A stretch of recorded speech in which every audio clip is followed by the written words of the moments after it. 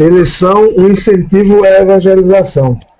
Uma vez por outra, nós ouvimos a ideia de que a eleição ela torna superficial a ação evangelizadora, ou até mesmo desnecessária, né, uma vez que os eleitos serão alcançados.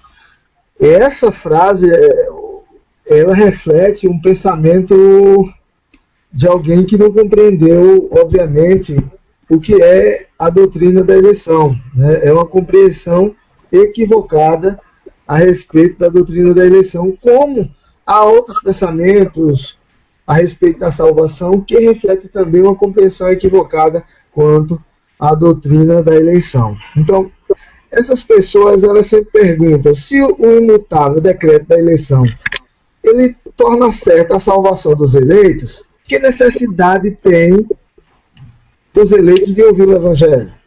Os eleitos não vão ser salvos, ouçam ou não o Evangelho? Bem, a premissa desse argumento é inteiramente verdadeira. O imutável decreto da eleição torna absolutamente certa a salvação dos eleitos. Mas a conclusão desse pensamento, ele nos revela falhas. E é uma falha na compreensão da doutrina. William Carey, certa vez ele ouviu do seu pastor: jovem, não se preocupe com os pagãos. Se Deus quiser, eles serão salvos. Não vão precisar de você nem de mim para anunciar o Evangelho a eles. Então, essa é uma reflexão equivocada por parte das pessoas, né, quanto à compreensão da eleição. A eleição ela foi feita na eternidade, mas a sua concretização é um processo, e esse processo ele se dá no tempo, dentro da história. E a evangelização foi o meio escolhido por Deus para alcançar os eleitos. Se analisarmos a passagem de Atos, capítulo 18, verso 9 a 11, nós observamos 3 pontos interessantes. Primeiro, o Senhor ele ordenou a Paulo que falasse mesmo diante da oposição que ele estava enfrentando ali. Segundo, o argumento de que Cristo foi... O argumento de Cristo foi que ele tinha muita gente naquela cidade, apesar da oposição. E terceiro, nós percebemos que ali havia eleitos,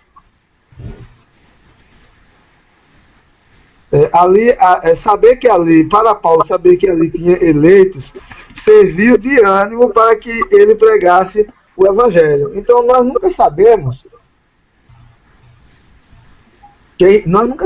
quem são os eleitos. Não vem na testa do sujeito uma placa escrito: pregue para mim, eu sou eleito. Né? E pensando na situação que falamos anteriormente, que a proclamação do Evangelho ela tem dupla finalidade, então é que o Evangelho ele deve ser pregado mesmo. Né? Então a eleição ela não é uma barreira, mas ela é um incentivo à prática da evangelização. Né? Nós somos eleitos para servir. E se somos eleitos para servir, devemos evangelizar, porque dentro do serviço do crente inclui primordialmente a glorificação a Deus por meio da proclamação do Evangelho. Alexandre. Certo? Daí que nessa lição nós vamos ver que a eleição não é um obstáculo à evangelização, mas sim um fator motivador para a obra evangelizadora. Vamos em frente. Somente a eleição possibilita o ser humano caído ser alcançado pelo Evangelho. A condição do ser humano antes de aceitar a Jesus é uma condição de queda, como nós sabemos. Então, a sua condição após a queda, né, dos nossos pais, é uma condição de quem está morto espiritual, como escreve Paulo aos Colossenses e também aos irmãos de Efésios. Né? A condição ainda é de cego para com as coisas do Espírito. Surdo para as coisas também do Espírito, mente obscurecida pelo pecado, coração corrupto e mau, desprovido de desejo ou temor de Deus. Essa é a situação que se encontra o sujeito quando ainda não se encontrou ou não foi alcançado, melhor dizendo, pela graça regeneradora do nosso Deus. Então, diante disso, nós paramos para refletir que a eleição, ela é só através da eleição é que o ser humano ele pode ser alcançado por Deus. Então, nós temos, antes de um desencorajamento, nós temos um encorajamento maior, porque nós sabemos que há uma possibilidade da nossa pregação ser ouvida e respondida positivamente, porque os eleitos serão tocados pela ação do Espírito Santo para atentarem à pregação e assim serem libertos do seu pecado por essa ação do Espírito Santo. Então, em vez da gente achar que, não, acho que não precisa fazer isso, nós somos motivados. Primeiro, porque fomos eleitos para isso. Depois, porque nós sabemos que agora o sujeito pode ouvir. O trabalho que nós desenvolvemos para o Senhor é um trabalho que a gente sabe que o resultado é sempre positivo, nunca é negativo. Embora algumas pessoas avaliem o trabalho evangelístico como um trabalho que está dando certo ou que não está dando certo, pensando na aula de plantação de igreja, né, quantos membros você tem lá em 2 anos, em 3 anos, em 4 anos, as pessoas elas vão avaliar diante do número de pessoas que você tem participando das atividades dominicais, se o seu trabalho de evangelização é um trabalho eficaz ou não. Porque essas pessoas têm uma compreensão errada da evangelização e da plantação de igreja, né? Então, nós sabemos que sempre o resultado é positivo quando a gente faz o trabalho dentro dos princípios bíblicos, quando a gente faz o trabalho pensando em glorificar o nome de Deus, em obediência à sua palavra. Então, nós sempre temos um resultado positivo, independente da questão pragmática dos números, né? Então, nós temos uma motivação maravilhosa, porque a eleição ela possibilita o ser humano caído de ser alcançado pela proclamação das boas novas do Evangelho do nosso Senhor e Salvador Jesus Cristo. Comentários? Comentários? Não, ainda não. Tranquilo. Então prossigamos. Pode tocar. A soberania de Deus, ela não afeta e nem impede a evangelização, né? Se o indivíduo ele pensa que a soberania de Deus se ele pensa que a soberania de Deus não afeta nem impede a evangelização, me perdoem aqui, tá? A soberania de Deus não afeta nem impede a evangelização. Por quê? Primeiro, a crença que Deus é soberano na graça não afeta a necessidade de evangelização. Por que não? Na parábola da grande ceia, o método pelo qual a festa se encheu foi pela ação dos servos do rei. Mateus registra essa parábola no seu capítulo 22. Então, é através do serviço que Deus, de maneira soberana, ele cumpre seus propósitos eternos. Então, a crença na soberania de Deus não afeta também a urgência do evangelismo. Porque uma vez que nós não evangelizamos, nós também nos deparamos com uma realidade que pesa sobre nós. Homens, eles estão indo todos os dias para o inferno. E cabe-nos anunciar a verdade com urgência. Ainda que esses que estão indo para o inferno porque não são eleitos, mas vem a segunda questão da proclamação, né?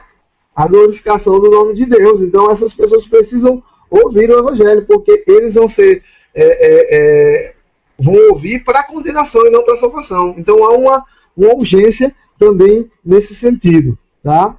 E por último, a crença de que Deus é soberano na salvação de pecadores, ela não afeta a genuinidade dos convites ou das promessas do evangelho, né? Não são promessas mentirosas, mas elas são verdadeiras, certo? Os eleitos ouvirão e abraçarão essa verdade. Aqueles que não são eleitos não compreenderão e não se interessarão por essa verdade, mas não deixa de ser genuíno. Se eles tivessem fé, eles também, se eles por obra de Cristo tivessem fé, eles creriam nessa verdade. Então o convite não deixa de ser genuíno, certo? A eleição, ela inclui tanto os fins como os meios, né, Davi? Davi?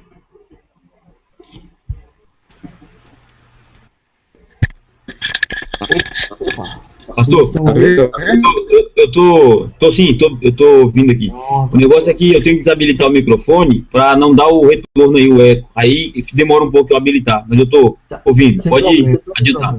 Tá, então obrigado. A eleição inclui os pessoal, fins. aqui também a gente está fazendo isso, porque tá tendo umas zonas na vizinhança aqui, aí a gente desabilita o microfone para não ir esse ruído de som, essas coisas tudo por aí, mas a gente tá ouvindo perfeitamente aqui. Eu imaginei que tivesse caído. Obrigado, meu irmão. Tranquilo. Não, a gente tá online aqui. Ok. Então, a eleição, ela inclui os fins e os meios, certo? Para alcançar os eleitos, Deus usa de meios, tanto de meios naturais como de meios sobrenaturais. Esses nós podemos dizer que é a proclamação do Evangelho, a leitura da Bíblia, a celebração dos sacramentos, a audição da mensagem por parte dos pecadores, são meios naturais. Mas a chamada eficaz, a regeneração, a justificação e etc., são meios, esses chamados sobrenaturais. Então, Deus ele delega ou delegou tanto os fins como os meios, e nós não podemos mudar essa realidade. São decretos, né, de Deus, e a gente deve acatá-los e vivê-los de maneira que a nossa reflexão e a nossa prática bíblica, teológica, glorifiquem a Deus. Tá? Então, essa compreensão da eleição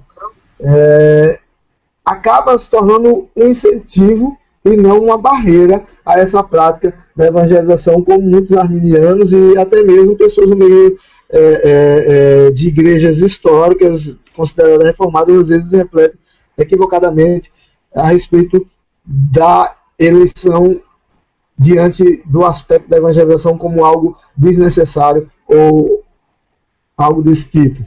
Aqui nós terminamos a segunda lição e podemos comentar ou estar respondendo alguma pergunta.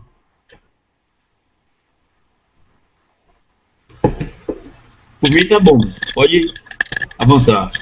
Ok. Então nós vamos à terceira lição, que é Deus e os meios da evangelização. Certo?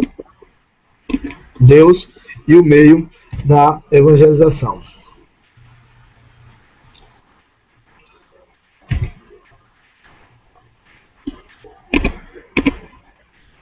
Fabiano, tu quer fazer alguma pergunta? Oi. Não, tranquilo, aqui tá tranquilo. Tá bom. Não está passando aí agora, né? Claro. Deixa eu ver aqui o que aconteceu. Vendo, senhor. Escuta ele compartilhar de novo. Deixa eu ver aqui. É isso mesmo. Pronto, agora vocês. Passou aí? Maravilha. Deus e os Deus da evangelização. Muito bem. Então, a Deus apraz empregar meios para levar os pecadores à fé. como também meios para edificar na fé aqueles que são salvos. No primeiro caso, o meio é a palavra, e no segundo, a palavra e as ordenanças divinamente instituídas.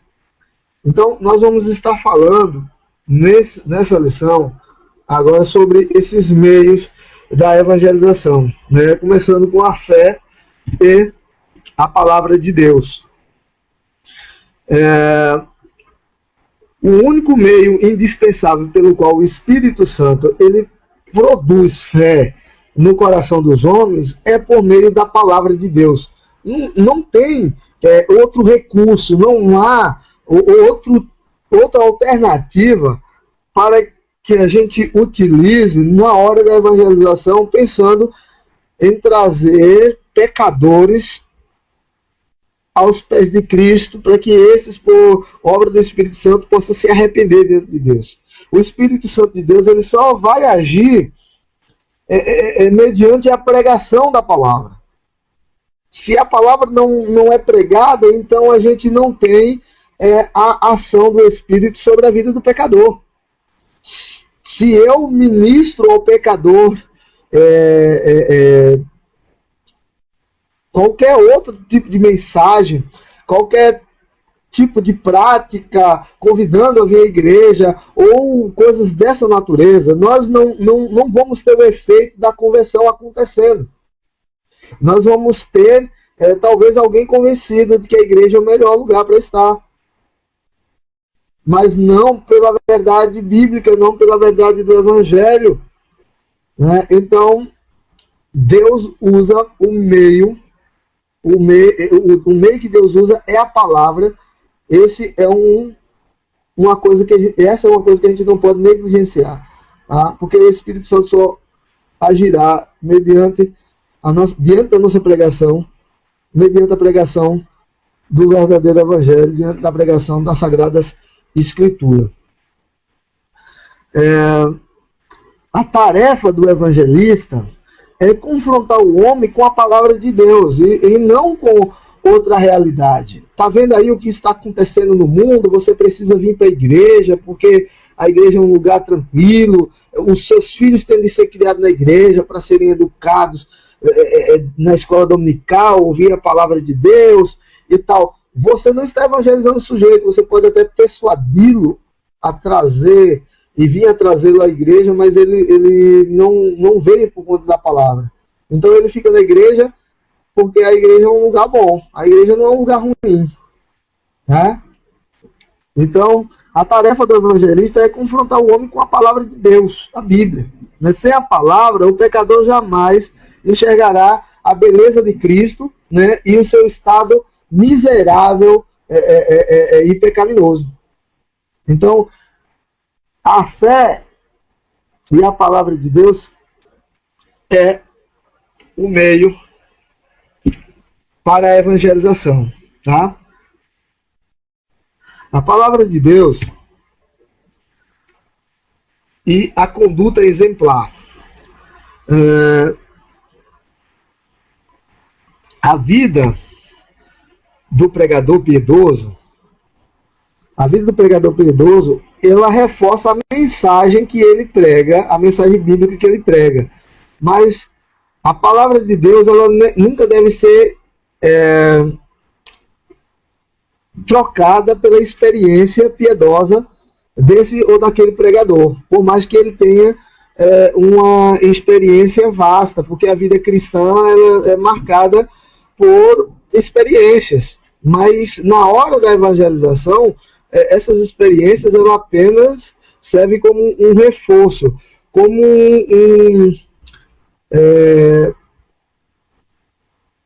como algo adicional, não para que o sujeito se convença, mas diante da integridade de quem prega, o pecador ele para ouvir, né? Mas ele para ouvir por causa da sua integridade, mas ele não se converterá por conta da sua integridade, certo?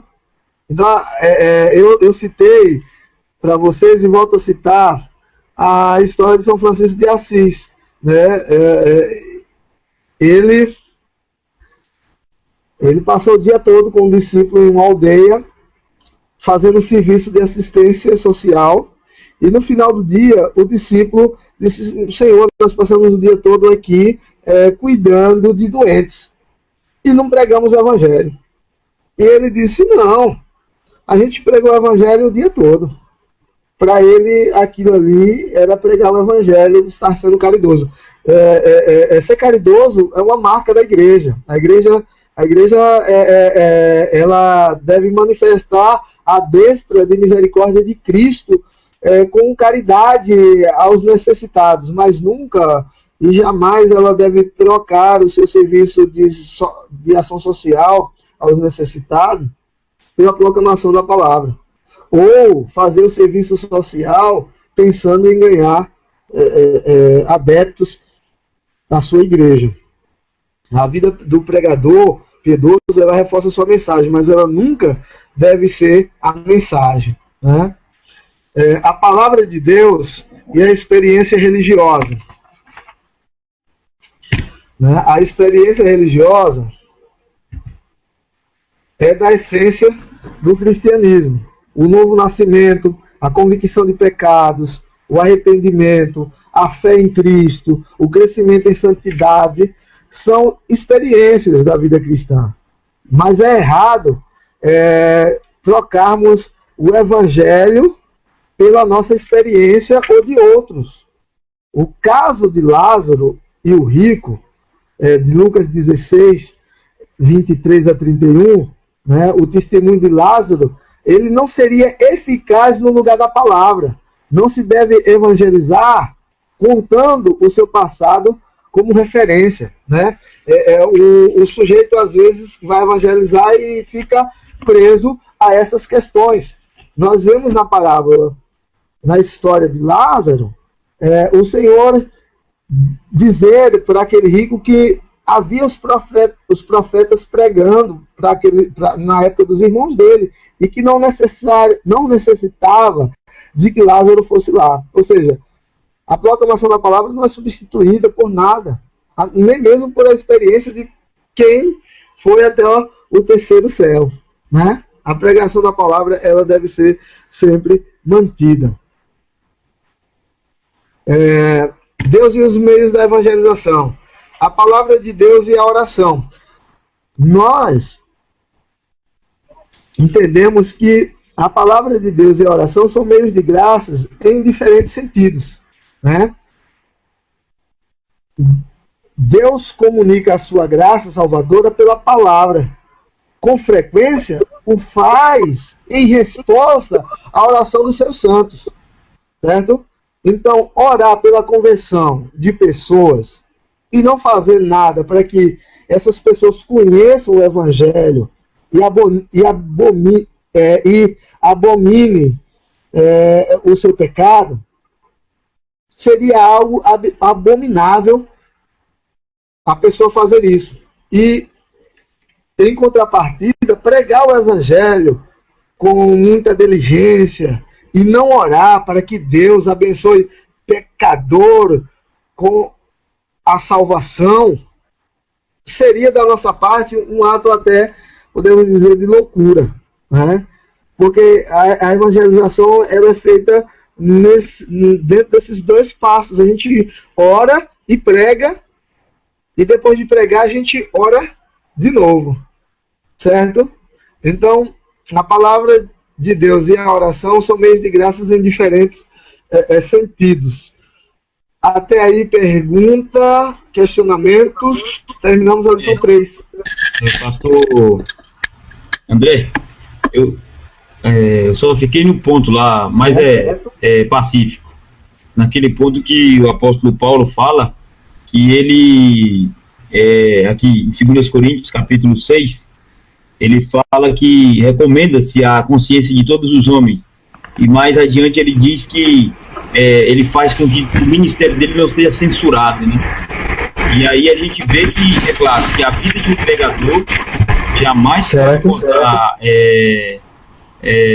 implementar ou dar uma condição de potencial para a pregação do evangelho. De forma alguma. A mensagem do evangelho, ela fala por si só, independentemente do vaso. E o próprio apóstolo Paulo se recomenda como vaso de barro. Mas assim, o que a gente tem que deixar como um ponto de equilíbrio é que a igreja hoje, por mais que ela tente pregar o evangelho, mas ela já está com o ministério dela tão censurado que ela perdeu a autoridade para ser essa voz de proclamação do evangelho.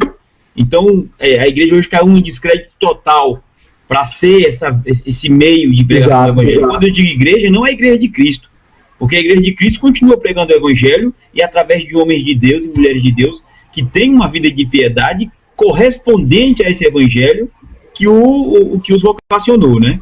Mas é ponto pacífico, eu entendo assim, e eu acho que os pregadores do evangelho devem ser como Paulo, cuidar em tudo para que os ministérios deles não sejam censurados.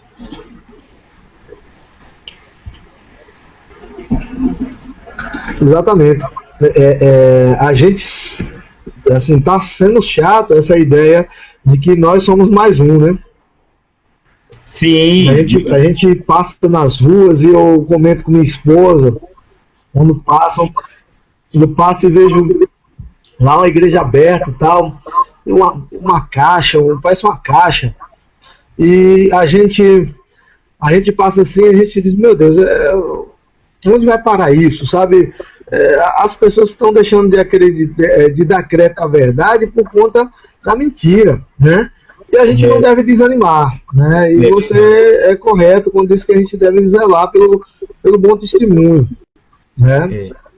Porque só diante do bom testemunho é que haverá que as pessoas vão se interessar a parar para ouvir o evangelho.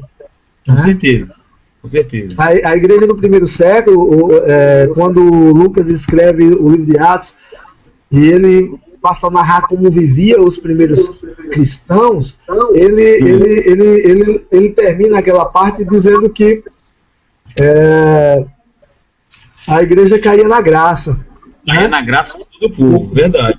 Do povo, né? Caía na graça do povo, por conta do bom testemunho, né?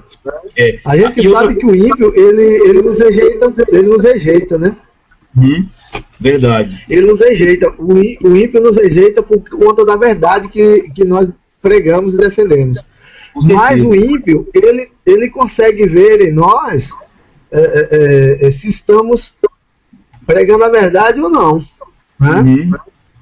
Estamos pregando a verdade ou não. Ele nos rejeita quando ele percebe que a gente não vive aquilo que a gente prega. Sim. E a gente tem que ter muito cuidado nisso. É verdade. Porque é o seguinte também, pastor André, o senhor está dizendo aí algo muito interessante. Se o ímpio se aborrecer de um crente por ele pregar e não viver aquele evangelho, através daquele crente nunca mais ele vai querer ouvir o evangelho. E isso vai colocar obstáculos para a proclamação do evangelho naquela pessoa. E o apóstolo Paulo diz diferente. Exatamente. Escrevendo aos Tessalonicenses, ele vai dizer que o exemplo deles aqui na primeira carta, ele vai dizer que o exemplo deles, o exemplo da igreja de Tessalônica, era tão significativo de conversão que onde Paulo chegava, eles perguntavam para Paulo, esse evangelho foi aquele pregado em Tessalônica? Esse daí sim, esse daí nós queremos, esse daí é o evangelho de Deus. Porque eles perceberam que a vida dos tessalônicos, que foram alcançados pelo evangelho, teve uma transformação radical. Quando ele diz aqui no primeiro capítulo, versículo 9, né? Pois eles mesmos, no tocante a nós, proclamam que repercussão teve o nosso ingresso no vosso meio, e como, deixando os ídolos, vos convertestes a Deus para servirdes o Deus vivo e verdadeiro, e para aguardardes do céu do seu Filho, a quem ele ressuscitou dentre os mortos, Jesus, que nos livra da ira vindoura. Esse texto aqui já diz tudo, né? Verdade. Muito bem, Davi. Exatamente, perfeito. Vamos, então, adiante? Vamos lá.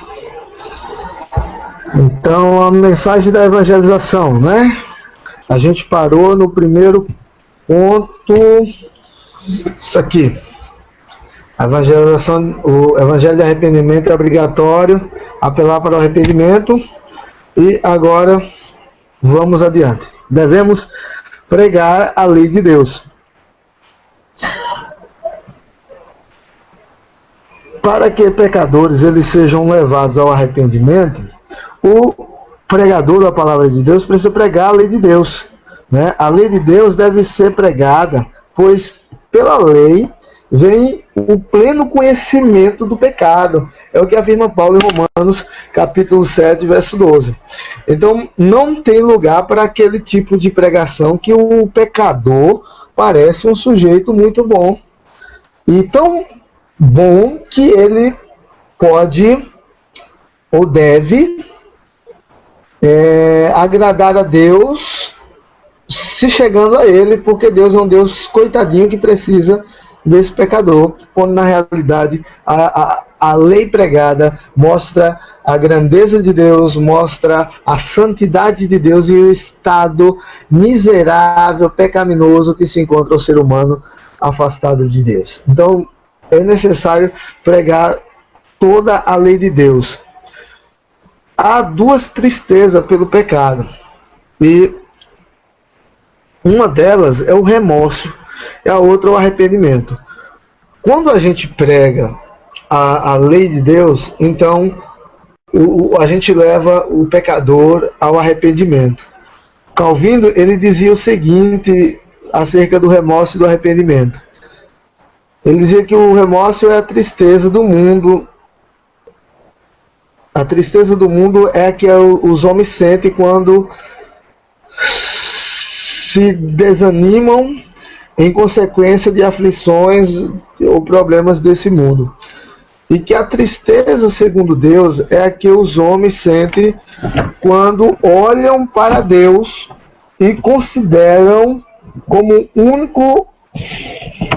única miséria o terem perdido de vista, né? O ter perdido o favor de Deus, né? Esse é o arrependimento, e o evangelho de arrependimento deve pregar a lei de Deus, porque só pregando a lei de Deus o homem vai de fato se arrepender em vez de sentir remorso, né? A mensagem que deve pregar, além de um evangelho de arrependimento, nós devemos pregar um evangelho de expiação, né? Evangelho de expiação. O âmago do evangelho não tem a ver com aquilo que Deus exige de um pecador. Isso é importante, mas não é o centro dele. Como o próprio nome indica, o evangelho não consiste de mandamento, mas de notícia. São as boas novas que Deus em Cristo fez pela salvação dos pecadores. Então, o evangelho, a mensagem do evangelho deve ser uma mensagem de expiação, certo? A boa notícia deve ser dada, e ela é. A boa notícia é que fora feita provisão para a libertação do pecador. A provisão fora feita porque Jesus, na sua obediência e sacrifício, né, na sua obediência passiva e na sua obediência ativa, Jesus Cristo, ele fez o sacrifício, então há uma provisão. Então o evangelho, a mensagem da evangelização deve ser um evangelho de expiação. A sua morte na cruz satisfez, a morte de Jesus na cruz satisfez plenamente a justiça de Deus, né? A reconciliação se deu na obra expiatória de Cristo. Não há mérito humano, né? A reconciliação foi feita não entre o homem e Deus, mas a reconciliação foi feita entre Deus e o homem, né? Porque Deus foi a parte ofendida, né? E não o homem, né? Então Jesus fez a expiação para agradar a Deus e não para agradar o homem, né? Nós precisamos entender essa necessidade na mensagem evangelística, de mostrarmos que o evangelho é um evangelho de expiação. Mas além de ser um evangelho de expiação, o evangelho também é um evangelho da graça, né? A salvação é 100% divina, não tem nenhuma parte que compete ao homem, não teve nenhum mérito da parte humana, mas todo o mérito é da parte divina. Por isso o evangelho é um evangelho de graça, né? A gente deve levar esse conhecimento ao pecador que ouve o evangelho, que o que ele está recebendo é um favor imerecido, né? Que a salvação ela é 100% divina, certo? É Deus quem declarou a eleição e não o homem, né? É Ele quem escolheu o pecador por amor, não por mérito dos escolhidos. Não há valor naquele que é escolhido, né?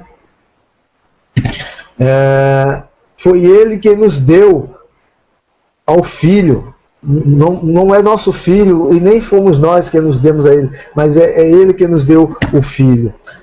Foi o Filho quem obteve o merecimento para a salvação. Está em Cristo todo o mérito, toda a capacidade, todos os adjetivos possíveis, favoráveis, positivos para a crucificação estava em Cristo. Cristo era o Cordeiro Santo de Deus que tirou o pecado do mundo. Ele é o Cordeiro perfeito. Ele é o sacrifício que o próprio Deus preparou para satisfazer a sua ira diante do pecado e do pecador, né? Foi o Filho quem pagou a dívida. Não há mérito em Maria que concedeu a pessoa de Cristo, né, que gerou Cristo. Não há mérito em Maria, não há mérito nos apóstolos, não há mérito em nenhum homem, nenhuma mulher, mas o mérito é todo de Cristo. A salvação é 100% divina, né? Foi o Filho quem foi obediente até o fim, né? Não o homem. O homem é chamado a obedecer, mas essa obediência que o homem exerce não tem valor algum se não houver a obediência de Cristo, se a obediência de Cristo não for lhe imputada, se ele não é justificado em Cristo. Então a sua obediência não passa, suas obras não passam de trapo de imundícia, né? Então o Espírito Santo é o agente que aplica a obra, é Deus aplicando a obra no ser humano. O homem está caído, está cego, está num estado miserável, e esse não tem em si mesmo nenhuma capacidade de responder positivamente a Deus. Então o Espírito Santo aplica essa obra perfeita de Cristo em nós. Então a salvação ela é 100% divina, né? Fazendo-os nascer de novo. O Espírito Santo é quem nos fez nascer de novo, é Deus que nos fez nascer de novo. Nós não geramos essa vida nova. Não há reencarnação, mas há um novo nascimento espiritual, segundo Deus, segundo o seu Espírito. Então a fé salvadora é fruto da regeneração operada pelo Espírito. A regeneração vem antes, né, da própria fé. Então a salvação ela é 100% divina, né? O Evangelho da Graça ele deve mostrar isso ao homem, né? Se preciso for, o Filho morreu vicariamente e não potencialmente, né? A morte de Cristo, a gente precisa dizer isso às pessoas, se necessário, que a morte de Cristo ela é vicária, certo? E não uma morte potencial, mas é uma morte que traz salvação. A mensagem da evangelização deve ser uma mensagem que leva o evangelho do novo nascimento. O novo nascimento é algo indicativo, né, e não um imperativo. A gente não declara às pessoas, a gente não pode declarar, a gente não pode dizer às pessoas de maneira imperativa, nasça de novo. Mas Cristo, Deus, na pessoa do Espírito Santo, melhor dizendo, ele nos faz nascer de novo, e esse nascimento ele tem alguns indicativos que dão a entender que aquela pessoa de fato nasceu de novo, né? Seria desnecessário informar ao pecador que precisa nascer de novo. Não devemos dar-lhes ordem para nascer de novo, pois isso não depende dele, mas devemos mostrar-lhe que há essa necessidade, né, de um novo nascimento, operado pelo Espírito, com o mesmo propósito que Jesus mostrou a Nicodemos, que a salvação não vem por obras humanas, mas por obra totalmente divina, né? Então, nós devemos falar às pessoas sobre o Evangelho do novo nascimento. Nós também devemos levar as pessoas, deve estar na nossa mente, quando a gente leva as pessoas, o pensamento de que o Evangelho ele é compreensivo. E vocês não entendam mal esse compreensivo. Podemos botar aqui o aspecto do Evangelho, né? Aspectos do Evangelho que não devem ser negligenciados, certo? Primeiro, que o Evangelho é histórico, a história de Jesus, a história do seu nascimento, morte e ressurreição. Então, o Evangelho ele é compreensivo, certo? O Evangelho é doutrina, ok?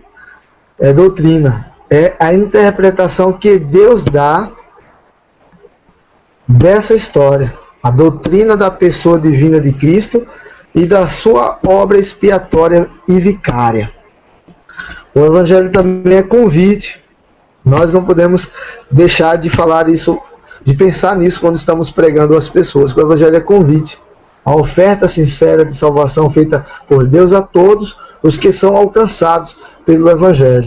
E devemos também saber que o Evangelho é promessa de vida eterna que Deus faz a todos que confiam em seu Filho Jesus Cristo, né? O Evangelho é exigência. O homem precisa crer em Cristo. Sem crer em Cristo não há salvação, né? O Evangelho ele é uma ordem dada por Deus àqueles que confiam em Cristo, para que com igual satisfação também o sirvam como o rei de suas vidas. As pessoas, a gente precisa anunciar pensando nesses aspectos, né? Nesses 6 aspectos do Evangelho, que não pode ser negligenciado na hora da gente pregar, tá? A mensagem do Evangelho é uma mensagem compreensiva, e esses aspectos não devem ser negligenciados. Devemos lembrar que o Evangelho, pessoal, ele é exclusivo, né? Os pregadores devem conservar em mente a total exclusividade do Evangelho de Cristo. Sem o conhecimento desse Evangelho, é impossível ao homem ter alguma chance de salvação por algum atalho, aquilo que eu venho dizendo desde o início da aula, né? O Evangelho ele é exclusivo, é o único meio para a salvação, né? Mas além de exclusivo, o Evangelho também é ofensivo, tá? O Evangelho é ofensivo. Ofensivo porque muita gente está preocupada em não ofender o pecador do que com a salvação do bendito pecador, né? A gente tem de medir as palavras, a gente tem de falar isso ou aquilo outro. É o pastor que convidou um amigo para pregar na sua igreja e disse: não fala de pecado na minha igreja. Então o amigo ligou para ele se desculpando, dizendo que não podia ir para não ofender os membros da sua igreja, tá? E senão ia falar sobre pecado. Então o Evangelho ele é ofensivo. Ofensivo por quê? Ofensivo por quais razões o Evangelho é ofensivo? Primeiro, porque oferece salvação pela graça, não é algo comprado, não é algo que possa ser alcançado por méritos humanos, mas é pela graça. E isso é humilhante para o homem que é amante de si mesmo e acha que é merecedor de algo. E nele não há nada de bom, é um miserável pecador. Então o evangelho é ofensivo e a gente não pode deixar de pregar o evangelho se esse ofende o pecador.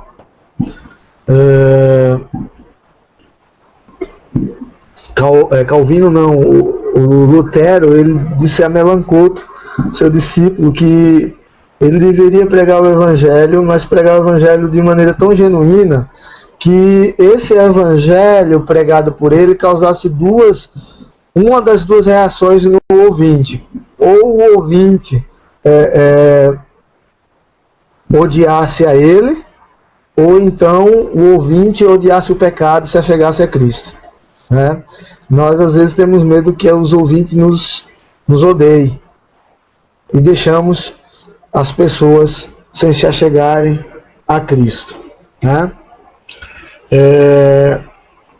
Esse é o primeiro, porque oferece, né? Por que razão o evangelho é ofensivo? Primeiro, porque oferece salvação pela graça, e segundo, é que o evangelho de Cristo pretende ser exclusivo na salvação, né? Só Cristo.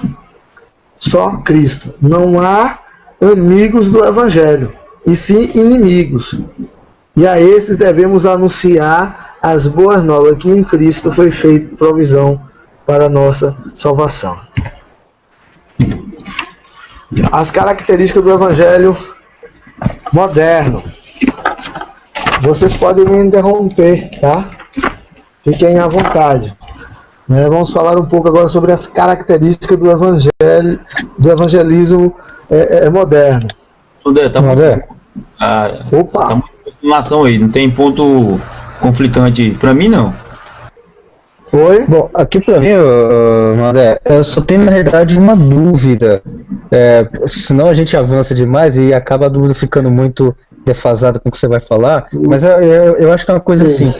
Quando você comentou sobre a questão da... Eu não tô eu não cheguei a anotar o ponto aqui, que você disse que a morte de Cristo, a redenção de Cristo, ela não é potencial, ela é vicária. Eu não sei se a expressão correta é vicária, foi uma outra expressão que você usou. Aí eu só estava querendo, na verdade, entender essa diferença dessas duas. Pronto, deixa eu encontrar. Deixa eu me situar aqui. Pronto. O filho morreu. Eu disse que o filho, né, a morte de Cristo é vicária e não potencialmente e não potencial. Né? Eu estou me referindo aqui a uma frase do José Santana Dória. E até onde eu entendo, essa morte de Cristo, quando eu digo que ela não é potencial, eu estou trabalhando o ponto de que não é que pode salvar alguém, mas ela vai salvar aqueles por quem ele morreu. Entende? Então ela não tem um potencial. Então ela não é potencial. Na realidade ela é potencial, então, porque ela vai salvar pessoas, não seria isso? Ou não? Não, ela vai salvar, mas ela o que eu quero colocar é que ela vai salvar, ela é limitada não por ser fraca, por não poder, não é isso, ela é limitada porque ela é apenas para os eleitos e não para os não eleitos. Foi o que ele comentou num outro módulo sobre soteriologia. Ele até usou, estava usando o livro Redenção, né? Isso, soteriologia. Ela é consumada. Isso, exatamente, nesse livro ele explica. Então o potencial está relacionado a isso. Ela tem condição de salvar todos os homens, mas ela não vai salvar todos os homens, porque ela vai salvar somente os eleitos, mas ela teria potencial para todos. Teria. Mas como não entra, só entre os eleitos. Seria isso? Seria isso. É aquela história de você...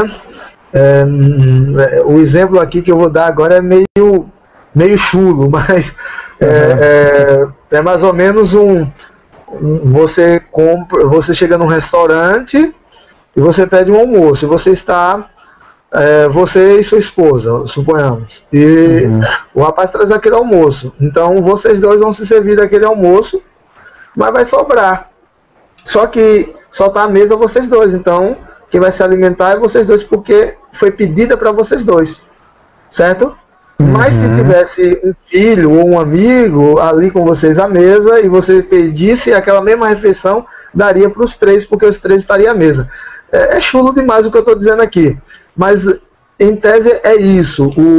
O sacrifício de Cristo, ele seria eficaz para salvar o mundo todo, a humanidade toda. No entanto, Deus elegeu na eternidade os seus. Então, só é salvo, só tem efeito a salvação de Cristo para aqueles que de fato foram eleitos. Mas ela teria potencial para salvar os outros. Mas os outros não conseguem ter fé se Deus não colocar. Então, como eles não são eleitos, Deus não vai colocar. Né? Ela não seria potencial por causa dessa quantidade de eleitos. Seria isso? Isso, exato. Não, beleza. Não, tranquilo a questão. Conseguir. Mas se tiver dúvida, a gente continua aqui. Não tem história não, viu? Não tem problema. Não, beleza, tá tranquilo. Entendeu? Então ela pode salvar todo mundo, mas ela não vai salvar todo mundo. Ela é vicária apenas para os seus. Não, perfeito. Só tem valor expiatório para aqueles que creem. E só creem os eleitos. Então, é nesse sentido aí que eu quero trabalhar esses dois conceitos também, porque pro arminiano, essa frase ela é direcionada pro arminiano, porque ele crê o seguinte: não, vez que Cristo morreu, a morte dele é potencial em que sentido? E que se eu quiser crer, serei salvo, se eu não quiser crer, não serei salvo. Quando fala que ela é substitutiva, de fato, eu querendo ou não, se eu sou eleito, Cristo morreu em meu lugar e eu serei salvo. Exatamente. É que ele vai cair sobre o livre-arbítrio do indivíduo. É assim que o arminiano pensa. O ponto de vista da redenção pelo arminiano. É potencial. Exato. O ponto de vista da redenção para o reformado é vicária. Não existe. Exato. Ele não potencializa a vontade humana. Ele salva e salva. Pronto. Exatamente. Perfeito. Então é daí que sai no caso, as duas palavras, então, que é aplicado na soteriologia, né? Correto. Daí é que sai dessa, vamos dizer, dessa divergência entre o arminianismo e o calvinismo, é que sai esses dois termos, a morte de Cristo como vicária e não potencial, e do outro lado, vicária e potencial. Sim. Beleza. Não, entendi, perfeito. Ok.